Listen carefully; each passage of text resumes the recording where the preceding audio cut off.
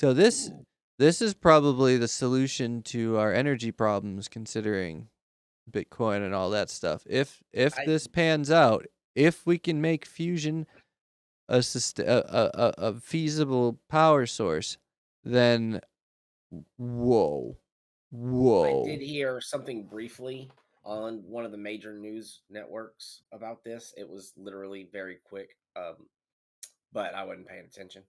yeah.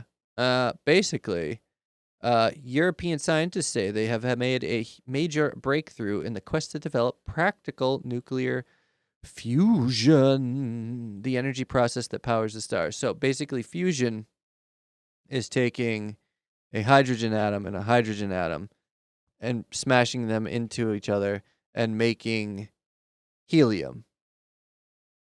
Right? It's what the sun does. Yeah, Fission is splitting an atom, taking splitting a it helium and making it two hydrogen atoms. and Right. ripping it apart and collect and gathering the Right. energy when it's ripped apart. Basically smashing them together produces way more energy. I think it releases more energy. Makes sense. That's Right. how that's how the Hadron Collider works. It just slams particles into particles. Right. Yeah. So the Not that UK, that's an energy source or anything, you know. no, but it consume. Yeah, I mean, yeah, but probably similar uh, technology involved here. Technology.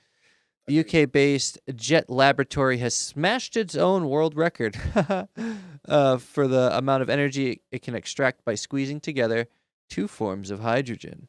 If nuclear fusion can be successfully recreated on Earth, it holds out the potential of virtually unlimited supplies of low-carbon, low-radiation energy. The Dun, experiments dun, dun. produced 59 megajoules of energy over 5 seconds. That's 11 megawatts of power, 5 seconds. That's mind blowing. Wow. This is more than double what was achieved in similar tests back in 1997. It's not a massive energy output. Oh, well, fine. Fucking shit on me then. Only enough to boil about 60 kettles worth of water. Oh, it's really not that much. 60 kettles worth of water. Eh.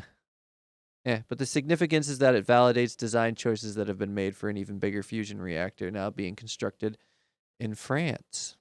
Oh. The jet experiments put us a step closer to fusion power. Dr. Joe Milnes, the head of operations at the reactor lab, we've demonstrated that we can create a mini star inside of our machine and hold it there for 5 seconds and get high performance, which really takes us into a new realm. Okay, well, we're only to the point where we can hold it there for 5 seconds, right? Yeah. Um, what's the limit? Why are we limited? Does it tell us why? Does the article tell us why we're limited to only 5 seconds? Yeah. The jet can't actually run any longer because its copper electromagnets magnets get too hot.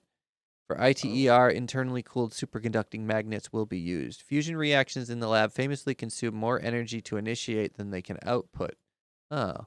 A jet, at jet, two 500 megawatt flywheels are used to run the experiments, but there is solid evidence that this deficit can be overcome in the future as plasmas are scaled up. so Okay. whatever we do in the future is going to have to be bigger, and at least the new thing that they're building in France is going to have in the internal cooled superconducting magnets. Yeah. Yeah, you Okay. essentially need it. So All yeah. right. Well, tell me more about this ITER thing. Where's it other than in France? Who's working on it? When's it coming online? Uh Jet is likely to be decommissioned after 2023, with ITER beginning plasma experiments in 2025. Okay, cool. So yeah, Cool. I like this. I mean it talks about how fusion works and stuff, but we don't. I mean, we already Yeah, I kind of mean, yeah, but it's pew yeah, pew. but this is a step in the right way because if you can sustain that, Yeah, you know, the fun that's a go ahead. the funniest thing about power generation is that it's not like we do these crazy atomic calculations and it produces electricity, right? Like No, we all of shovel coal into a furnace. but that's literally all we're doing with this too. We're doing it to Yes. create heat to boil water to turn a turbine. 99% of all of our power production is just boiling water to Yeah. produce steam to turn a turbine to produce energy. Like and that's why hydro is way more efficient because it's literally just taking the water and To turn spinning the a turbine. turbines. You're Yes. cutting out a lot of steps there. The only problem with that is you need a certain amount of head, which is the height of the shaft for the water to drive a turbine of a certain size to And produce that enough power. And the and you have to have a maintenance water source.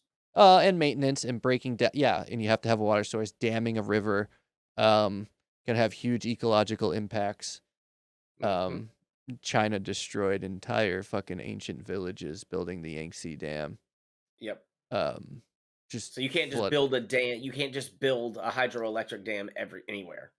No, you have to account for all of these problems, and then if you have a drought or whatever, then you don't have power anymore.